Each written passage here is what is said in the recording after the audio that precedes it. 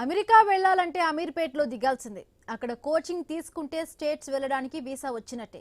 Amalapuram to America via Ameerpet అనేంతలా గుర్తింపు తెచ్చుకుంది. కానీ మైత్రివనం ఏరియాలో అన్ని అగ్గిపెట్టెలాంటి రూములే. అలాంటి చోట నిన్న అగ్గి రాజుకుంది. హైదరాబాద్ మైత్రివనంలో అగ్ని ప్రమాదం జరిగిన బిల్డింగ్ ను DC Sujatha, traffic CI, fire అధికారులు పరిశీలించారు. కోచింగ్ సెంటర్ నిర్వాహకులతో సమావేశం నిర్వహించారు. పిల్లల భవిష్యత్తు కోసం తల్లిదండ్రులు నమ్మకంతో ఈ కోచింగ్ సెంటర్లకు పంపిస్తున్నారని కాంగ్రెస్ నేత కోట నీలిమ తెలిపారు. సరైన భద్రతా చర్యలు లేకుండా కోచింగ్ సెంటర్ నిర్వహించడం వల్ల విద్యార్థుల ప్రాణ భద్రత ప్రమాదంలో పడిందని ఆందోళన వ్యక్తం చేశారు.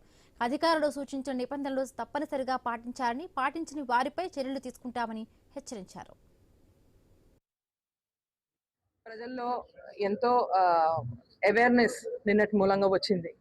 ఒక రకమైన భయం, ఒక రకమైన అవేర్నెస్, అంటే మనం ఏం చేస్తే ఇలాంటి మళ్ళీ ప్రాబ్లమ్స్ రావు అని వాళ్ళు ఆఫీసర్స్ అడగడం జరిగింది.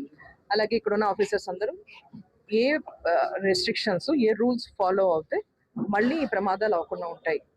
మొట్టమొదటిగా మనకి సివిక్ అవేర్నెస్, అంటే ఇప్పుడు బోర్డ్స్ పెట్టి అలాగే ప్యాక్ చేసేసి చిన్న చిన్న కోచింగ్ సెంటర్స్ లో బాగా పిల్లల్ని ఎక్కువ మందిని పెట్టి రెస్ట్రిక్షన్స్ ఫాలో చేయకుండా ఇది చేయడం కుదరదు, ఇది మంచిది కాదు. అలాగే ఎన్నో ఇలాంటి రూల్స్ గనక ఫాలో చేయాలి. వీటి గురించి మేము ట్రైనింగ్ కూడా ఇస్తామని అష్యూరెన్స్ ఇవ్వడం జరిగింది అందరూ. వందల మంది ప్రాణాలను రిస్క్ లో పెట్టి బిజినెస్ చేయొద్దు. ఇది ఓవరాల్ గా అధికారులు చెప్పిన మాట. అగ్ని ప్రమాదం జరిగితే ప్రాణ నష్టం జరగకుండా బయటపడే మార్గాలను ఏర్పాటు చేసుకోవాలని సూచించారు.